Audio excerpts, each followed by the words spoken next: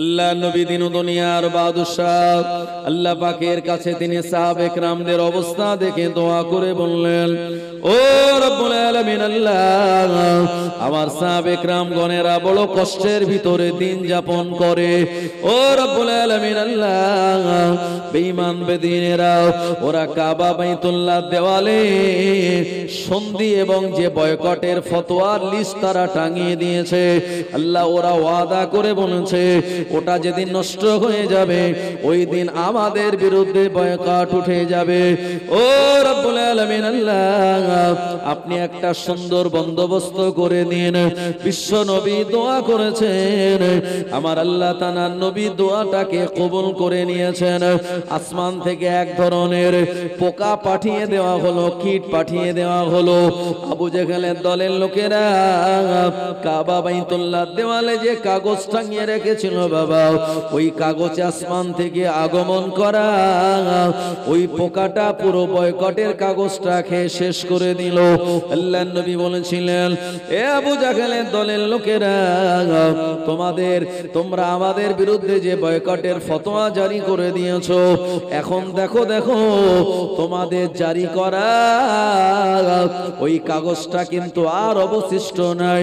আবু জেহেল বলল, কাগজ যদি অবশিষ্ট না থাকে আপনার বিরুদ্ধে আমাদের বয়কট উঠে যাবে। এ সময় আবু জেহেল গিয়ে দেখছে কাবা বাইতুল্লাহর দেওয়ালে যে কাগজ টাঙানো ছিল ওটা পুরো পোকায় খেয়ে শেষ করে দিয়েছে। জোরে বলুন সুবহানাল্লাহ। মাঝে মাঝে বইয়ের ভিতরে পোকা ঢুকে পাতা খেয়ে নেয় কি নেয় না?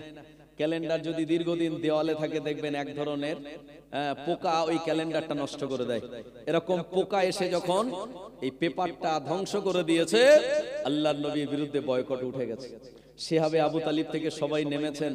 নামার পরে সবাই অসুস্থ দুর্বল, তানারা পুষ্টির অভাবে সবাই অসুস্থ এবং দুর্বল হয়ে পড়েছেন। সব থেকে বেশি দুর্বল হয়েছেন আল্লাহর নবীর আপন চাচাজি আবু তালিব। এই আবু তালিব বাড়ি যাওয়ার পরেই তিনি বিছানাতে শুয়ে পড়েছেন। ওঠার মতো আর ক্ষমতা নেই। গাছের পাতা খেয়ে মানুষ কদিন বাঁচতে পারে বাবু? এরপরে আল্লাহর হাবিবের কাছে খবর গেল, হুজুর আপনার চাচাজি আবু তালিব অসুস্থ। আল্লাহ নবী শুনিয়েছেন, ইয়াদাতুল মারিজ ফি মাখরাফাতিল জান্নাহ হাত্তা ইয়ারজিয়া। যখন কোন মানুষ অসুস্থ হয় ওই ব্যক্তিটাকে দেখতে তোমরা চলে যাও। যতক্ষণ ওই ব্যক্তিটার দেখার জন্য তার বাড়িতে অবস্থান করবে, আল্লাহ তাআলার রহমতের ভিতরে এই ব্যক্তিটা থাকবে।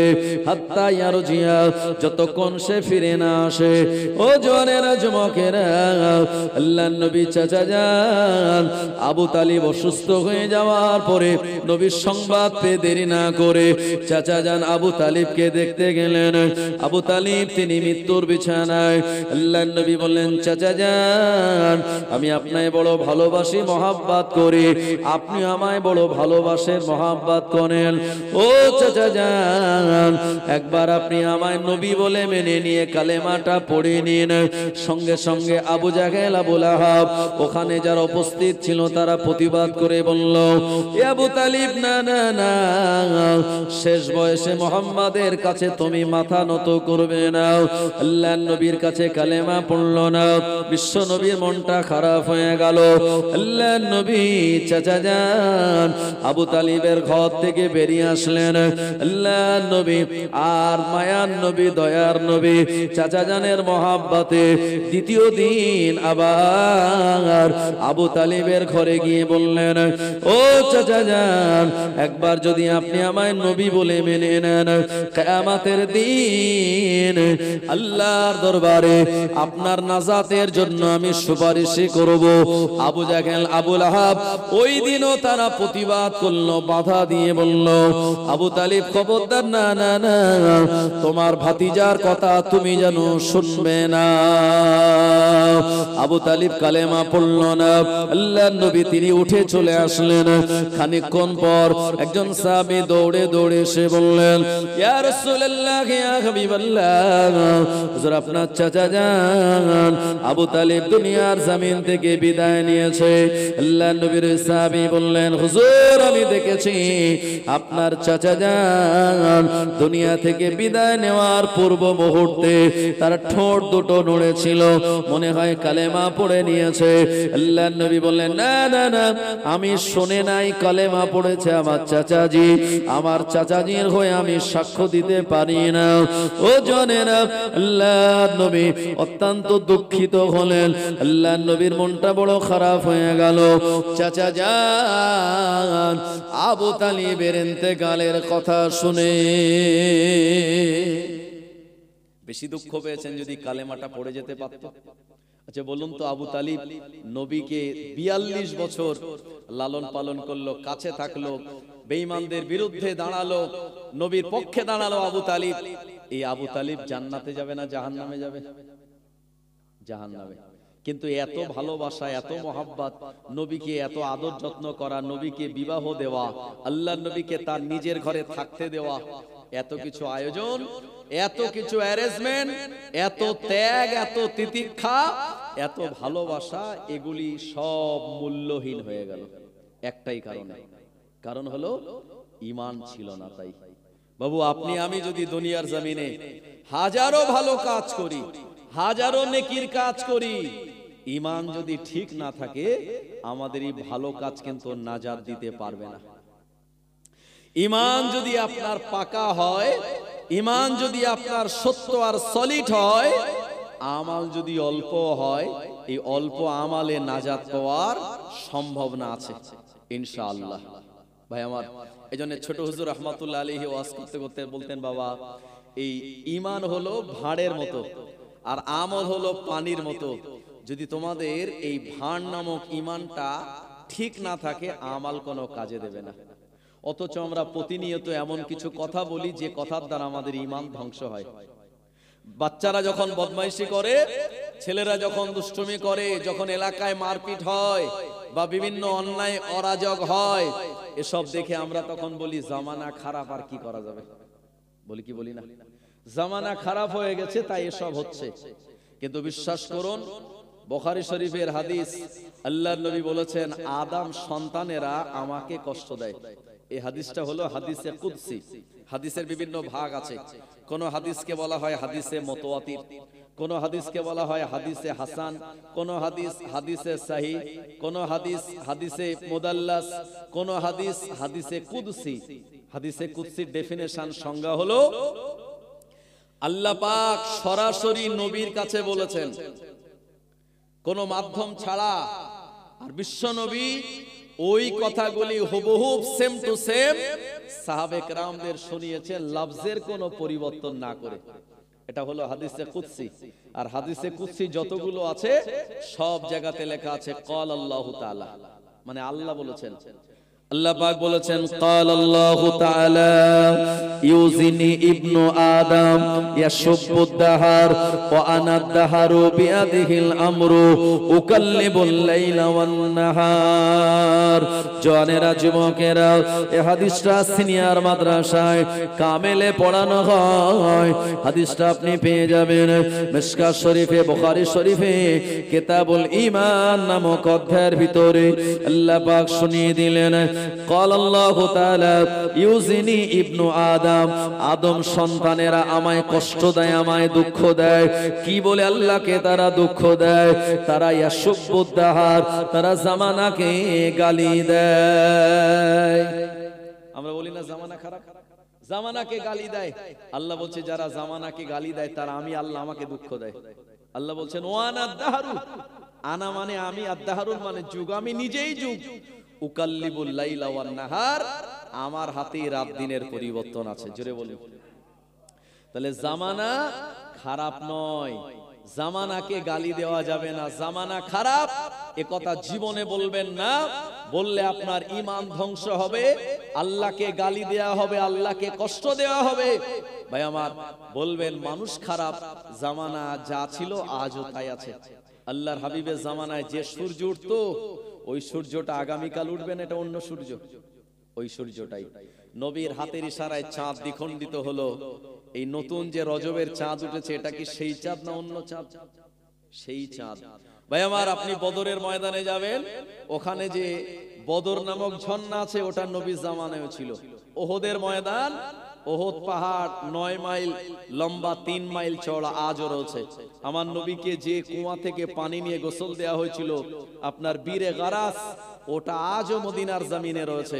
ভাই আমার, সুতরাং জামানা এটা ভালো, আমরা মানুষ, আমরা খারাপ হয়েছি, তাই নিজেদের দোষ না দিয়ে আমরা জামানার দোষ দিই। বশিরাট আল্লাহ আর একটা কথা বলেছেন, আমরা বলি আর একটা কথা কি, আমরা সন্ধ্যাবেলা চায়ের দোকানে গল্প করি, আমার মেয়েটা ভালো, এবছরে ভালো রেজাল্ট করেছে, সংসারের কাজ কাম খুব ভালো করে করে, আমি যা বলি তাই শোনে, মেয়েটা আমার একেবারে লক্ষ্মী মেয়ে। বলে কি বলে না, মেয়েটা আমার লক্ষ্মী মেয়ে। ভাই লক্ষ্মী হলো হিন্দু ভাইদের একটা দেবতার নাম। তারা লক্ষ্মী ঠাকুরকে কিনে এনে ভালো করে তারা পুজো দেয়, কারণ উদ্দেশ্য হলো একটা, যাতে তাদের পরিবারে কি উন্নতি, ডেভেলপ হয়। আপনি যদি আপনার মেয়েটাকে লক্ষ্মী মেয়ে বলেন, তাহলে হিন্দু ভাইদের একটা দেবতার সঙ্গে আপনি তুলনা করলেন, এটা ঈমান ধ্বংস করা একটা কথা। কি বুঝলেন? বশিরাট আল্লাহ একটা কিতাব লিখেছে, কিতাবের নাম হলো কালিমাতুল কুফর, মানে কোন কোন কথা বললে ঈমান চলে যায়। সমাজে আরেকটা কথা বলে বিসমিল্লাহ গলত, জোরে বলুন নাউজুবিল্লাহ, এ কথা বলা যাবে না। আর একটা কথা সমাজে বলে যে মোল্লার দৌড় মসজিদ পর্যন্ত, বলে কি বলে না।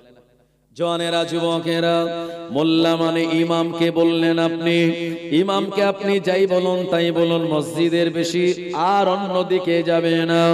ও জওয়ানেরা, এ কথাটা বলে আপনি ইমামতিকে ছোট করলেন, কিন্তু না না না, ইমামতি করলেন আদম শফিউল্লাহ থেকে ঈসা রুহুল্লাহ পর্যন্ত, ইহা তাকে আমাদের প্রিয় নবী মুহাম্মদুর রাসূলুল্লাহ সাল্লাল্লাহু আলাইহি ওয়াসাল্লাম।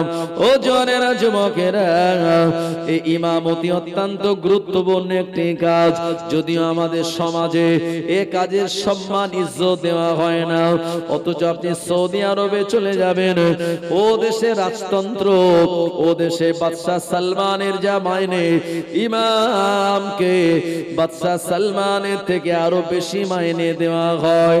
সুতরাং মোল্লার দৌড় মসজিদ পর্যন্ত। বশিরাট আল্লামা বললেন, এ কথা বললে পরে ঈমান আমাদের ধ্বংস হবে। ভাই আমার, তো এই কথাগুলি থেকে আল্লাহ যেন আমাদের সবাইকে হেফাজত করে, জোরে বলেন আল্লাহুম্মা আমিন। বিশ্বনবী বলেছেন, বাদিরু বিল আমাল, তোমরা দ্রুত নেক আমালের দিকে অগ্রসর হও। এই হাদিসটা কোথায় পাবেন? মিশকাত শরীফ, বাবের নাম কিতাবুল ফিতিন, এখানে পেয়ে যাবেন। বিশ্বনবী বললেন, ইউসবিহুর রাজুলু মুমিনান, সকালবেলা মানুষ মুমিন হবে, ওয়ুমসি কাফিরান, সন্ধ্যাবেলা কাফের হয়ে যাবে, ওয়ুমসি মুমিনান, সন্ধ্যাবেলা মুমিন হবে, ওয়ুসবিহু কাফিরান, সকালবেলা আবার কাফের হবে। ইয়াবিউদ্দিনাহু বিআরাজিম মিনাদ দুনিয়া, অল্প কিছু সম্পদের বিনিময়ে তারা তাদের দ্বীন ইসলামকে বিক্রি করে দেবে। ও জামানাটা আজকে চলে এসেছেন, আসেন। জওয়ানেরা, যুবকেরা, ও নবীর উম্মতেরা, আবু তালিব দুনিয়া জমিন থেকে বিদায় নিলেন। কিয়ামতের দিন এই আবু তালিবকে জাহান্নামের ভিতরে দেওয়া হবে, তবে জাহান্নামের অতল তলে আবু তালিব সে কিন্তু ডুবে যাবে না। আল্লাহর নবীর সঙ্গে ভালোবাসা মহাব্বত থাকার জন্য আবু তালিবকে সব থেকে কম আযাব দেওয়া হবে। আল্লাহর নবী বললেন, আমার চাচাজির সঙ্গে আমার মহাব্বতের ভালোবাসা থাকার জন্য আমার চাচাজি জাহান্নামের উপরই ভাগে থাকবে, তার পায়ে জাহান্নামের দুটো জুতো পরিয়ে দেওয়া হবে। এই জাহান্নামের দুটি জুতার উত্তাপে আমার চাচাজির মাথার ঘেনুটা টকবক করে ফুটে গা বেয়ে গড়িয়ে যাবে। একবার জোরে বলুন নাউজুবিল্লাহ। ও জনেরা, এটা যদি জাহান্নামের সব থেকে কম আযাব হয়, তাহলে জাহান্নামের ভয়াবহ আযাব কত মারাত্মক একবার চিন্তা করলে আমরা তা পেয়ে যাব। আল্লাহর নবীর চাচা জান আবু তালিব ইন্তেকাল করার পর বিশ্ব নবীর মনটা বড় খারাপ হয়ে গেল। আল্লাহর নবী একদিন কাবা বাইতুল্লাহ দিকে যাচ্ছিলেন, হঠাৎ করে বেঈমানেরা আল্লাহর হাবিবের মাথার উপরে তারা মাটি ছুঁড়ে মারল। বিশ্ব নবী অত্যন্ত দুঃখিত হলেন, বাড়িতে ফিরে আর আমার মেয়ে ফতেমাকে বললেন, আম্মা এ আমার বেটি ফতেমা, আমার মাথাটা একটু ধুইয়ে দাও। এ সময় আমার নবীর চোখ দিয়ে পানি পড়তেছিল আর বলতেছিল, আমার চাচা জান আবু তালিব যতদিন হায়াতে ছিল বেঈমানেরা আমার মাথায় মাটি নিক্ষেপ করার সাহস তারা পায় নাই। আজকে আমার চাচাজি বিদায় নিয়েছে, এজন্য আমার মাথায় তারা মাটি নিক্ষেপ করলো। এ সময় আম্মাজান ফতেমা রাদিয়াল্লাহু আনহা আল্লাহর নবীর কথাটা শুনে ও বেঈমানদের বিরুদ্ধে বরদোয়া করা শুরু করলেন।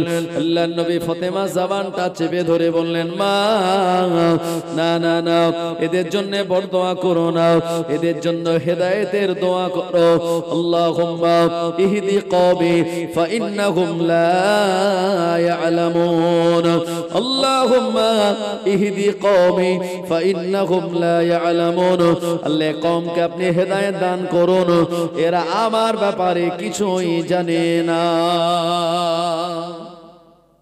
চাচা জান ইন্তেকালের বেশি দিন যায়নি, মাত্র 3 মাস পর তানার প্রিয়তমা বিবি, যিনি বিশ্বনবীর হাতে হাত দিয়ে প্রথম কালেমাটা পড়েছিলেন, ইনি কে? আম্মাজান খাদিজা রাদিয়াল্লাহু আনহা। আল্লাহর হাবিবের বয়স যখন 25, আম্মাজান খাদিজার বয়স তখন ছিল 40 ইয়ার্স। এই বয়সে আল্লাহর হাবিবের সঙ্গে বিবাহ হয়েছিল এবং নবীর সঙ্গে এক টানা 40 থেকে 65, 25 বছর ঘর সংসার করলেন। যেদিন আল্লাহর হাবিবের বয়স 50, বিবি খাদিজার বয়স 65। খাদিজা বললেন, হুজুর আমি দুনিয়া থেকে বিদায় নেব, আমার বয়সের ভারে আমি দুর্বল হয়েছি, আমার মনে হয় দুনিয়া থেকে বিদায় নেব হুজুর, তবে আমার চলে যাওয়ার আগে কিছু ওসিয়ত আমি করে যাব, যদি এগুলি আপনি পালন করেন। ভাই আমার, আমরা সেই ওসিয়তগুলি আমাদের শোনা আছে, আমরা জানি। খাদিজা বলেছিলেন, ইয়া রাসূলুল্লাহ হাবিবাল্লাহ, আমার ইন্তেকালের পর বাজারের কোনো কাফন যেন আমার শরীরে দেবেন না। হুজুর আপনার জুব্বা মোবারকটা কাফন করে আমাকে কবরস্থ করবেন। আল্লাহর নবী তানার দাবিটা মেনে নিয়েছিলেন। খাদিজা বলেছিলেন, ইয়া রাসূলুল্লাহ হাবিবাল্লাহ, বাজারের কোনো আতর যেন আপনি আমার শরীরে লাগাবেন না। আল্লাহর নবী বলেন, ও বিবি খাদিজা, আতর কি তুমি আগে থেকে কিনে রেখে দিয়েছো? না ইয়া রাসূলুল্লাহ, মক্কার জমিন ইসলামে দাওয়াত দেওয়ার পর আপনি যখন ঘরে আসতেন, আপনার চেহারা মোবারক নিয়ে পাসিনা বার হতো, ঘাম বার হতো। আমি খাদিজা একটা শিশি করে ধরে রেখে দিয়েছি, আমি বাজারের আতরের সঙ্গে মিলিয়ে দেখেছি আপনার পাসিনার যে সুগন্ধি, এটা বাজারের আতরকে হার মানাবে। এজন্য আপনার পাসিনা গায়ে দিয়ে আমি খাদিজা দুনিয়ার জমিন থেকে যেতে চাই।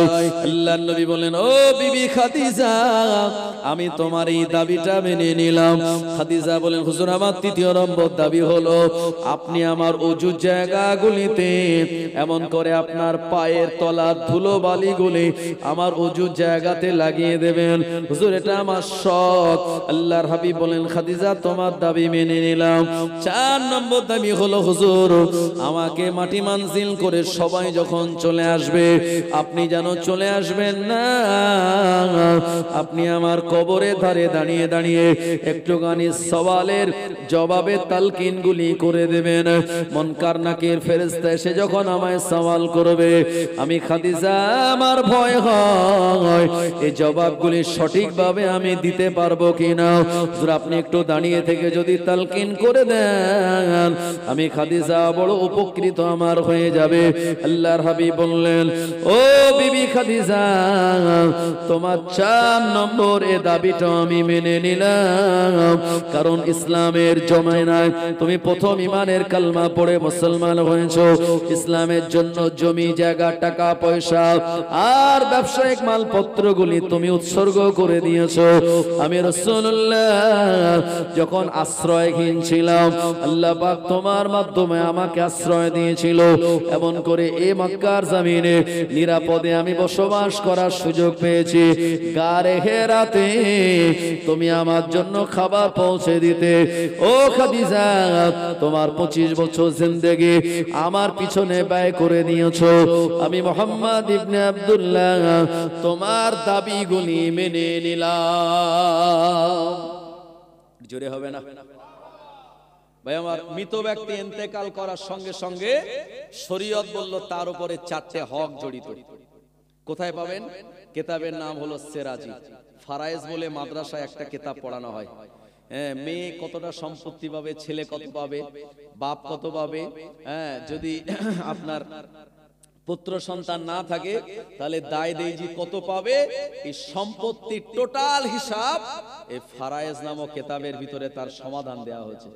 এটা পড়ানো হয় ফাজিল ক্লাসে। এই যে সাতুলিয়া মাদ্রাসা আছে, কালেরাইট সিনিয়র মাদ্রাসা আছে। আমি কালেরাইট সিনিয়র মাদ্রাসায় 4 বছর শিক্ষকতা করেছি। এরপর আমি ট্রান্সফার নিয়ে আমার এলাকায় চলে গিয়েছি, কাছাকাছি হবে সুবিধার জন্য। ভাই আমার, তো এই যে ফারায়েজ কিতাবে মানুষ ইন্তেকাল করার সঙ্গে সঙ্গে 4টে হক জড়িত। 1 নম্বর হক হলো যদি তিনি কোনো ওসিয়ত করে যায়, তার ওসিয়তটা আপনার পালন করতে হবে। যদি বলে অমুক ইমাম আমার নামাজে জানাজা পড়াবে, অমুক জায়গায় আমার দাফন দেওয়া লাগবে, সুতরাং এই ওসিয়তটা মানতে হবে, এটা হলো ওয়াজিব। 2 নম্বর হলো মৃত ব্যক্তি যদি কোনো দেনা করে যায়, যদি কোনো দেনা করে যায়, তার সম্পত্তি যেটা রেখে গিয়েছে তার সম্পত্তি থেকে সেই দেনাটা পরিশোধ করা। 3 নম্বর হক হলো ওই মৃত ব্যক্তির দাফন কাফনের জন্য তার নিজের রেখে যাওয়া সম্পত্তি যদি থাকে, সেটা থেকে খুব বেশি বিরাট বিলাসিতা না করে আর খুব কৃপণতা না করে মধ্যবর্তী পন্থা অবলম্বন করে দাফন কাফনের ব্যবস্থা করা। এই নয় যে বিরাট বড় লোক বলে 2000 টাকা মিটারের কাফন কিনে তার কাফন দেবে, এটা নয়। আবার 30 টাকার মিটারের কাফন কিনে কাফন দেবে, এটা নয়। মধ্যবর্তী পন্থা অবলম্বন করে কাফন দাফনের আয়োজন করা। 4 নম্বর হলো ওই মৃত ব্যক্তি যা সম্পত্তি রেখে গিয়েছে এগুলো তার আওলাদদের ভিতরে শরীয়তের মাসলা অনুযায়ী বন্টন করে দেওয়া। খাদিজা রাদিয়াল্লাহু আনহা তিনি যে ওসিয়তগুলি করেছেন আল্লাহর নবী সব মেনে নিলেন। জনেরা, যুবকেরা, আল্লাহর নবীর চাচা জান আবু তালিবের ইন্তেকাল করা 3 মাস পর আল্লাহর হাবিবের প্রাণপ্রিয় বিবি আমাদের আম্মা খাদিজা রাদিয়াল্লাহু আনহা দুনিয়া জমিন থেকে বিদায় নিলেন। তার ওসিয়ত অনুযায়ী আল্লাহর নবীর জুব্বা মোবারক দিয়ে তানায় কাফন দেয়া হলো। ও নবীর উম্মতেরা, আল্লাহর নবীর পাসিনাটা তার কাফনে আতর হিসাবে লাগিয়ে দেওয়া হলো। তার ওসিয়ত অনুযায়ী তার অর্জু জায়গাগুলিতে আল্লাহর হাবিবের পায়ের তলার ধুলোবালি গুলি লাগিয়ে দেওয়া হলো। ও জনেরা, যুবকেরা, আল্লাহর হাবিবের এমন করে প্রাণপ্রিয় বিবি তানাকে মক্কাতুল মুকাররমা জান্নাতুল মুআল্লায় দাফন যেখানে দেয়া হবে, কবর যখন খোঁড়া হলো, নবী আমার ওই কবরের ভিতরে নেমে তিনি গড়াগড়ি দিলেন। এরপরে তিনি উঠে আসলেন। সাহাবীরা বলেন, ইয়া রাসূলুল্লাহ, হাবিবাল্লাহ, হুজুর আপনি এটা কেন করলেন?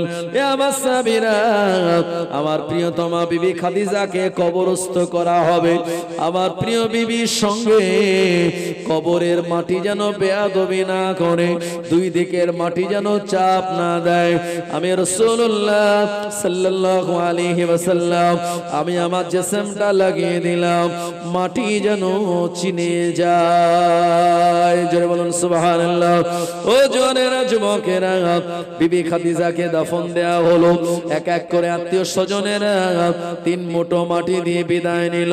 আল্লাহর নবী খাদিজার কবরের পাশে দাঁড়িয়ে রয়েছে। এ সময় অনেকটা সময় পেরিয়ে গেল। আল্লাহর হাবিব আর বিবি খাদিজার কবরটা তিনি ছেড়ে দেন না। আমার আল্লাহ বললেন, এ আমার ফেরেশতা জিবরাইল চলে যাও, আমার হাবিবের বিবি খাদিজা ইন্তেকাল করায় আমার হাবিবের মনটা বড় খারাপ, এমন করে আমার নবীকে শুনিয়ে দাও খাদিজার কবরের সওয়ালের জবাব দেওয়ার জন্য তালকিন করা লাগবে না।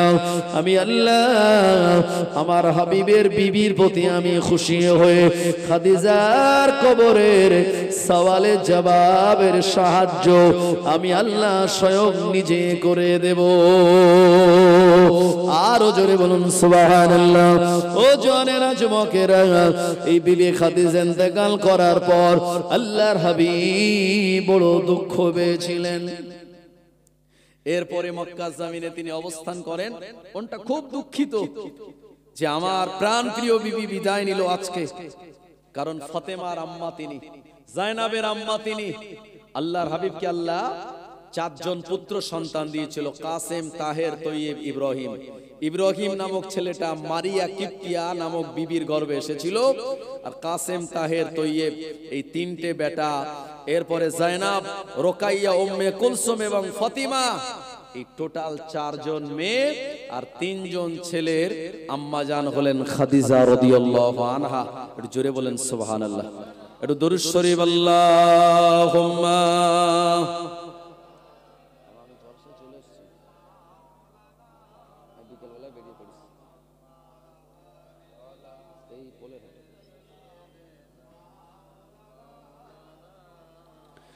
ইয়া নবী মুহাম্মদ, ইয়া রাসূল মুহাম্মদ, তুমি মোর শাফায়াত, তুমি মোর শাফায়াত।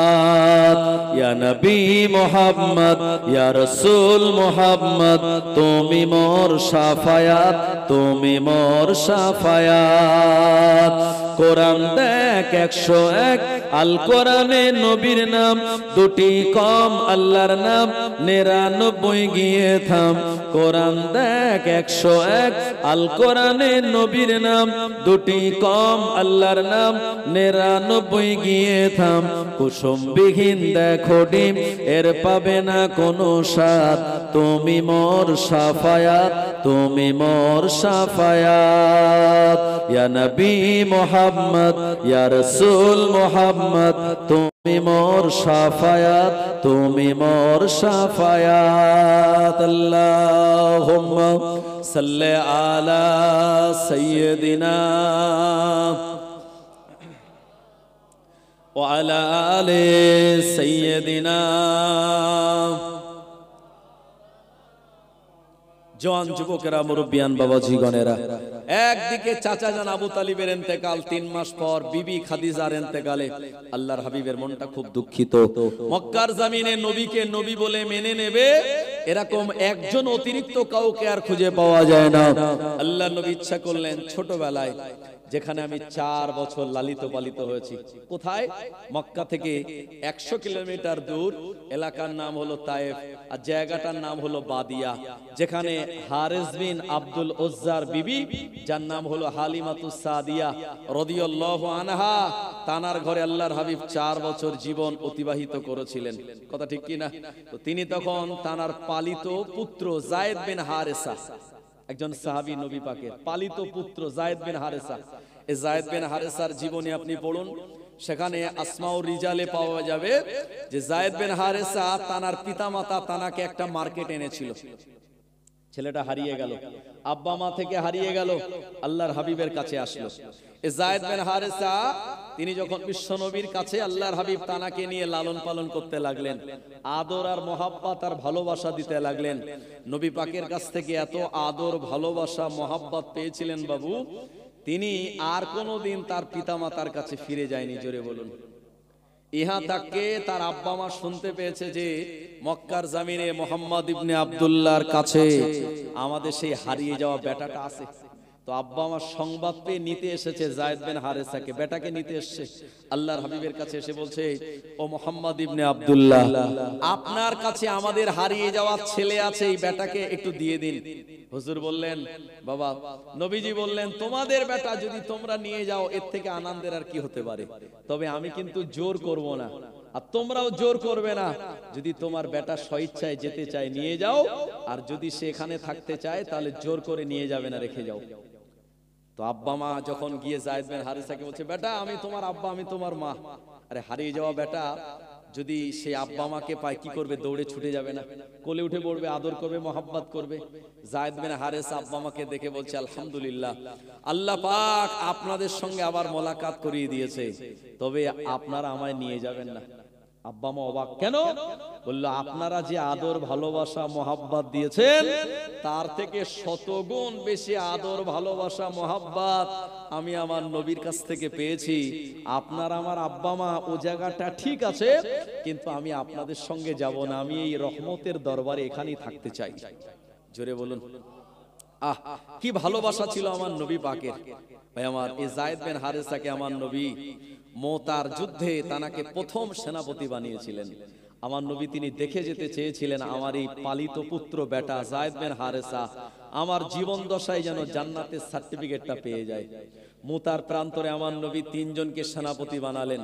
প্রথম নম্বর সেনাপতি যায়েদ বিন হারেসা, দ্বিতীয় নম্বর সেনাপতি জাফর বিন আবু তালিব, আর তৃতীয় নম্বর সেনাপতি হলেন আব্দুল্লাহ বিন রাওয়াহা রাদিয়াল্লাহু আনহু।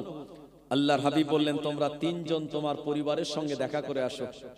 জাফর বিন আবু তালিব, আব্দুল্লাহ বিন রাওয়াহা তার পরিবারের কাছে গেলেও যায়েদ বিন হারেসা বলছেন, হুজুর আপনি আমার আব্বা, আপনি আমার আব্বা জান।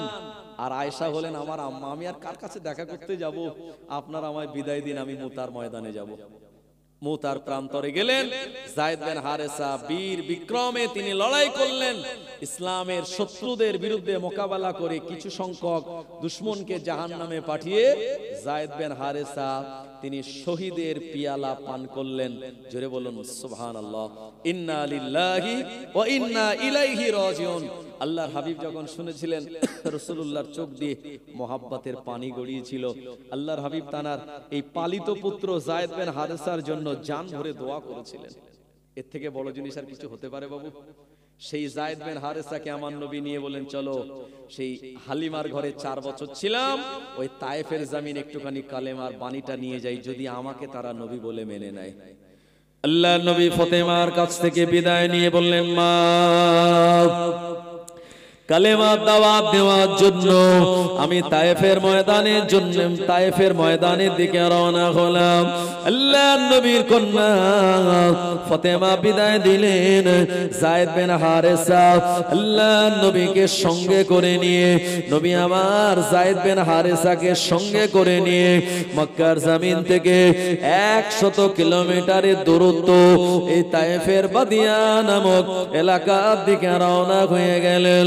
ও মুসলমানের আমার, তায়েফের জমিনে গিয়ে আল্লাহর নবী যখন উপস্থিত হলেন, তায়েফবাসীকে বললেন, এ তায়েফবাসীরা, তোমরা কি আমায় চিনতে পারো? তোমরা কি আমার পরিচয় জানো? আমি আর অন্য কেউ নয়, আমি হলাম মুহাম্মদ ইবনে আব্দুল্লাহ। আমি আমার এই তায়েফের ময়দানে ছোটবেলায় 4 বছর হালিমাতুস সাদিয়া রাদিয়াল্লাহু আনহা তানার ঘরে আমি অবস্থান করেছিলাম। এখানে আমি ছোটবেলায় লালিত পালিত হয়েছিলাম। আল্লাহ পাক আমায় আখিরি জামানার নবী বানিয়েছে, তোমরা আমায় নবী বলে মেনে নাও। তায়েফবাসীরা তারা কথাটা শোনার পরে আল্লাহ নবীকে নবী না বলে, আল্লাহ নবীকে নবী বলে মেনে না নিয়ে ওরা পাল্টা প্রশ্ন করে বলল, মালি হাজার রাসূল, আপনি কেমন রাসূল? ইয়াকুলুত তাআম, আপনি আমাদের মতো খাদ্য ভক্ষণ করেন, ওয়ামশি ফিল আসওয়াক, এবং আপনি বাজারে ঘোরাফেরা করেন। না না না, নবী যে হবে আমাদের মতো খাওয়া দাওয়া করবে না, আমাদের মতো বাজারে মার্কেটে যাবে না। নবী যে হবে আল্লাহ তাআলা কাবা বাইতুল্লাহর গেলাফের ভিতর দিয়ে গেলাফটা ছিঁড়ে ওই ব্যক্তিকে দেখিয়ে বলবেন, এটা হলো আমার নবী, তোমরা নবী বলে মেনে নাও। না না না, আপনি যেহেতু কাবা বাইতুল্লাহর গেলাফের ভিতর থেকে বার হন নাই, আপনি আমাদের মতো দুনিয়ার জমিনে ভূমিষ্ঠ হয়েছেন, আমাদের মতো খাওয়া দাওয়া করেন, চলাফেরা করেন, আপনাকে আমরা কোনো মতে নবী বলে মানব না। জোরে বলুন নাউজুবিল্লাহ। ওদের দাবি নবী যে হবে আমাদের মতো খাবে না, আমাদের মতো চলবে না, আমাদের মতো ঘুমাবে না, সে সম্পূর্ণ ভিন্ন রকমের হবে। আচ্ছা বলুন, নবী যদি আমাদের মতো খাওয়া দাওয়া না করতেন, তাহলে খাদ্যের ভিতরে যে সুন্নাতগুলি রয়েছে এগুলি আমরা জানতে পারতাম? ঘুমানোর ভিতরে সুন্নাত রয়েছে আমরা জানতে পারতাম? জি, তায়েফের মানুষেরা উল্টো এরকম দাবি করলো। এরপরে আমার নবী হাল ছাড়লেন না, একটানা 10 দিন তায়েফের ময়দানে তিনি খেদমত করলেন। তায়েফবাসীর একজনও নবীকে নবী বলে মানল না। এগেনস্টে কি করেছিল আপনাদের সবার জানা। ভাই আমার, এরা সব তায়েফবাসীর দুষ্টু ছেলেদের হাতে ধারালো পাথর দিয়ে বলল, মুহাম্মদ ইবনে আব্দুল্লাহ এই রাস্তা দিয়ে যাবে, তাকে তোমরা কেউ ছাড়বে না, তোমাদের সাধ্যমতো তার উপরে পাথর নিক্ষেপ করো। ভাই আমার, আল্লাহর হাবিব যখন মক্কার জমিন দিকে চলে আসছে নিরাশ হয়ে, এরা পাথর মারা শুরু করলো। যায়েদ বিন হারেসা রাদিয়াল্লাহু আনহু একা চেষ্টা করে অনেকটা সেভ করার মতো তিনি চেষ্টা করলেন, না না না, একার দ্বারা সম্ভব হলো না। এরা চতুর্দিক দিয়ে যখন পাথর মারে, ও মুসলমান আমার, আল্লাহর হাবিবের সাহাবী তিনিও যেমন রক্তাক্ত হলেন। আল্লাহর হাবিবের নুরানি চেহারা মোবারক কেটে গিয়ে ওখান থেকে রক্ত জারি হয়ে গেল। এমন করে তানার নালাইন শরীফ রক্তে লাল হয়ে গেল। যায়েদ বিন হারেসা বলতেছিল বারে বারে, আমার নবী তো তোদের কাছে অন্যায় করে নাই, আল্লাহর হাবিবকে কেন তোরা পাথর মারিস? ওরা কোনো জবাব না দিয়ে আল্লাহর নবীর নুরানি চেহারা মোবারকে এরা এত পাথর নিক্ষেপ করেছিল, আল্লাহর নবী একটা সময় আর চলতে পারলেন না। পাশে একটা আঙুরের বাগান ছিল, ওই জায়গায় তিনি বসে বললেন। যায়েদ বিন হারেসা কোলের উপরে মাথা দিয়ে আল্লাহর নবী বেহুশ হয়ে গেলেন।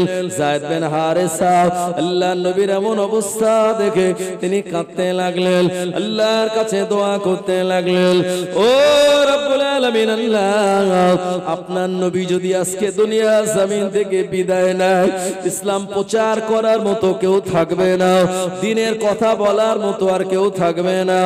ও রব্বুল আলামিন, আল্লাহ আমি যায়েদ বিন হারেসা, আল্লাহ পাক আপনি আমায় তুলে নিয়ে আপনি আপনার নবীকে দুনিয়ার জমিনে বাঁচিয়ে রাখো। যায়েদ বিন হারেসা আর কাঁদতে কাঁদতে তার চোখে দুফোঁটা গরম পানি আল্লাহর নবী চেহারা মোবারকে পড়ে গেল। বিশ্ব নবী তিনি তার হুঁশ চলে আসলো।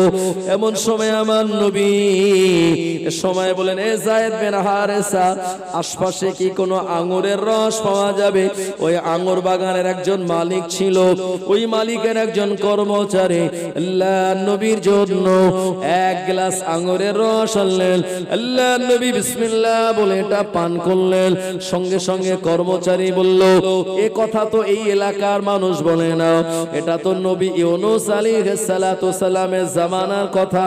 আল্লাহর নবী বললেন, একজন নবীর সুন্নাত আর একজন নবী তো বেশি পালন করে। এ কথা বলার সঙ্গে সঙ্গে আঙ্গুর বাগানের কর্মচারীটা আল্লাহর নবীর হাতে হাত দিয়ে ঈমানের কালেমা পড়ে মুসলমান হয়ে গেল।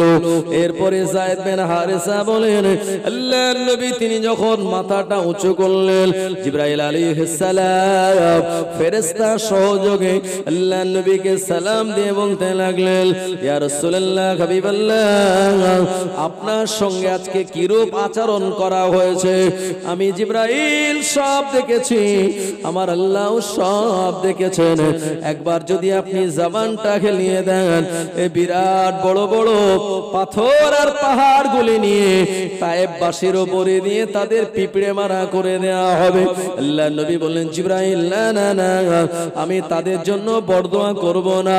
ওমা আরসালনাকা ইল্লা রাহমাতাল লিল আলামিন, তামাম আলামের জন্য আল্লাহ আমায় রহমত স্বরূপ পাঠিয়ে দিয়েছে, আমি তাদের জন্য দোয়া করি বলি, আল্লাহুম্মা ইহদি কওমি ফাইন্নাহুম লা ইয়ালামুন। ও জওয়ানেরা, যুবকেরা, নবী আমার সেদিন যদি তায়েফবাসীদের বিরুদ্ধে বরদোয়া করে দিত, গোটা তায়েফ কিন্তু সেই দিন ধ্বংস হয়ে যেত। নবী বরদোয়া করেনি, তায়েফকে আল্লাহ আজও জিন্দা রেখে দিয়েছে। সেখানকার ফসলগুলো আজ আমাদের এলাকার ফসলের থেকে আরো বড় এবং খুব কোয়ালিটি সম্পন্ন। জোরে বলুন সুবহানাল্লাহ। এই 3 দুঃখ, আবু তালিবের ইন্তেকাল, প্রিয়তমা বিবি খাদিজার ইন্তেকাল, আর তায়েফের মানুষেরা বিশ্বনবীকে যে কষ্ট দিয়েছিল, আমার আল্লাহর আরশ কেঁপে গিয়েছিল। আমার আল্লাহ তাআলার নবীকে এই 3 দুঃখ থেকে পরিত্রাণ দেওয়ার জন্য এই রজব মাসের 26তম দিবাগত রাতে নবীকে তিনি মেরাজে দিদার করার জন্য আল্লাহর হাবিবকে তিনি ইনভাইট করেছিলেন। জোরে বলুন সুবহানাল্লাহ। কোরআনুল মাজিদ আল্লাহ শুনিয়েছেন, সুবহানাল্লাযী আসরা বিআবদিহি লাইলাম মিনাল মাসজিদিল হারামি ইলাল মাসজিদিল আকসা আল্লাযী বারাকনা হাওলাহু লিনুরিয়াহু মিন আয়াতিনা। মহান পবিত্রময় সেই আল্লাহ, যিনি তার প্রিয় বান্দাকে রাতের কিছু অংশে মসজিদে হারাম থেকে মসজিদে আকসা পর্যন্ত ভ্রমণ করিয়েছিলেন। লিনুরিয়াহু মিন আয়াতিনা, আর যা চতুর্দিকে অসংখ্য নিদর্শন আর বরকত রেখে দিয়েছেন। জোরে বলুন সুবহানাল্লাহ। নবী আমার রজব মাসের 26তম দিবাগত রাতে কাবা বাইতুল্লাহ যে মাতাফ, যেখানে হাজী সাহেবরা তাওয়াফ করে আর বলে লব্বাইক আল্লাহুম্মা লব্বাইক লব্বাইক লা শারীকা লাকা লব্বাইক ইন্নাল হামদা ওয়ান নি'মাতা লাকা ওয়াল মুলক লা শারীকা লাক, এই তালবিয়া যেখানে পড়েন, এই জায়গায় আমার নবী তিনি শায়িত। জিবরাইল আলাইহিস সালাম চিন্তা করছেন নবীকে কিভাবে জাগাবে। ভাই, নবীর ঘুম আর আমাদের ঘুম এক না আলাদা? আলাদা, এক নয়। আল্লাহ নবী বলেছেন, তানামু আইনায়া ওয়ালা ইয়ানামু কলবি, আমি যখন ঘুমাই আমার চোখ দুটো ঘুমায় আর আমার অন্তরটা জেগে থাকে। সুবহানাল্লাহ। আর আমরা যখন ঘুমাই আমাদের অন্তর চোখ সব কিন্তু ঘুমায়। বিশ্বনবী বলেছেন, বান্দা বান্দি যদি ওযু করে ঘুমায়, আমাদের আত্মাগুলি, আমাদের রূহগুলি আল্লাহর আরশের কাছে গিয়ে সিজদা দেয়। যারা রাতের বেলা ওযু বানিয়ে ঘুমায়, আর যারা ওযু না করে নাপাক অপবিত্র অবস্থায় ঘুমায়, ওযু ছাড়া অবস্থায় ঘুমায়, তাদের রূহগুলি আল্লাহর আরশের কাছে সিজদা দেওয়ার চেষ্টা করে, কিন্তু কাছাকাছি হতে পারে না, কারণ সে ওযু না করে শোয়ার জন্য। রাতের বেলা যদি আপনি ওযু করে ঘুমান, আপনার জন্য একজন ফেরেশতা সারা রাত আপনার মাগফিরাতের জন্য আল্লাহর কাছে দোয়া চাইতে থাকে। শয়তান আপনার থেকে দূরে থাকে। এবং এই রাতের বেলার ঘুমটা যদি এশার নামাজ পড়ে হয় আর সকালবেলা ফজরের নামাজ পড়ে আর নিয়ত থাকে, সারা রাতের ঘুমটা আল্লাহ নফল ইবাদতের সওয়াব লিখে দেন। জোরে বলুন একটু দুরূদ শরীফ। আল্লাহুম্মা সাল্লি আলা সাইয়্যিদিনা ওয়া আলা আলি সাইয়্যিদিনা। तारीफ मोहम्मद हमें लिख लिख के सुनाएंगे, हम खत्म नबूवत पे जा अपने लुटाएंगे। तारीफ मोहम्मद हमें लिख लिख के सुनाएंगे, हम खत्म नबूवत पे जा अपने लुटाएंगे। झुकना भी नहीं आता, बिकना भी नहीं आता, हम जान लुटाएंगे, डरना भी नहीं आता। आका की मोहब्बत में हम सर को कटाएंगे, हम खत्म नबूवत पे जा अपने लुटाएंगे। दोहराएंगे हम फिर से तारीफ अमामा की, इश्क नबी है क्या बतलाएंगे दुनिया को। जज्बाए ईमानी हम दुनिया को दिखाएंगे, हम खत्म नबूवत पे जा अपने लुटाएंगे। जो उनके दीवाने हैं ओ दिल के तराने हैं, गुस्ताख नबी है जो शैतान दीवाने ओ। गुस्ताख मोहम्मद का हम नाम भी मिटाएंगे, हम खत्म नबूवत पे जा अपने लुटाएंगे। तारीफ मोहम्मद हमें लिख लिख के सुनाएंगे, हम खत्म नबूवत पे जा अपने लुटाएंगे। ओ मेरे नबी पक है जो दिल में बसे मेरे, दिल चीर के दिखा देंगे नाम नबी का है। জোরে হবে না সুবহানাল্লাহ। ओ मेरे नबी पक है जो दिल में बसे मेरे, दिल चीर के दिखा देंगे नाम नबी का है। दुश्मन नबी सुन ले जुबा पे लगम तू दे, जो जान हमारा है दे देंगे नबी के लिए।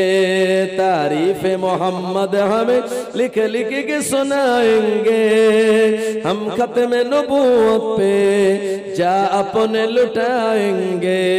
अल्लाहुम्मा सल्ले अला सय्यदिना व अला आले सय्यदिना। ভাইও বাবাজি গনেরা, আল্লাহর হাবিব ঘুমাচ্ছেন, জিবরাইল আলাইহিস সালাম নবীকে কিভাবে জাগাবেন? এ সময় কিতাবের নাম হলো আর রাহিকুল মাকতুম, মুসান্নিফের নাম হলো আল্লামা শফিউল্লাহ মুবারকপুরি রহমাতুল্লাহ আলাইহি। নবীর সিরাত লিখতে গিয়ে তিনি বর্ণনা করেছেন আল্লাহর হাবিবের কদম মোবারকে জিবরাইল আলাইহিস সালাম মোহাব্বতের একটা চুমা দিয়েছেন। জোরে বলুন। আল্লাহর হাবিবের ঘুম ভেঙে গেছে। এ জিবরাইল, তুমি আমার এখানে চুমা দিলে কেন? হুজুর, আমার জীবনের অনেক শখ ছিল আপনার কদম মোবারকে চুমা দেব, কারণ আপনার এই কদম আরশ পেয়ে আরশ নিজেকে ধন্য করতে চাই। আর আমি জিবরাইল, আমি আপনার কদমে চুমা দিয়ে আমিও নিজেকে ধন্য করতে চাই। জোরে বলুন।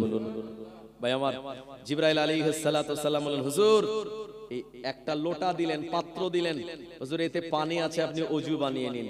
ওযুর ভিতরে ফরজ আছে কটা বাবু?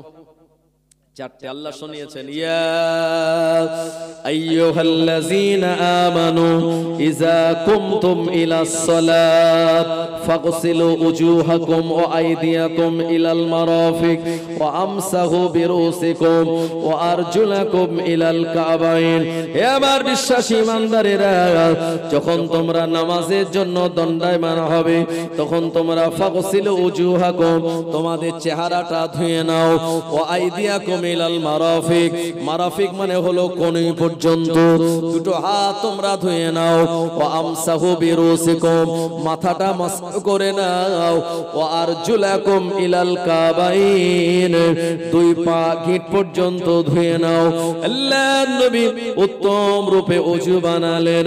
এরপরে জিবরাইল আলাইহিস সালাম বলেন, হুজুর আপনার জন্য বোরাক নির্ধারিত, এই বোরাকের আপনি সওয়ার হন, আপনাকে নিয়ে আল্লাহ তাআলার দিদারের দিকে আমি রওনা হব।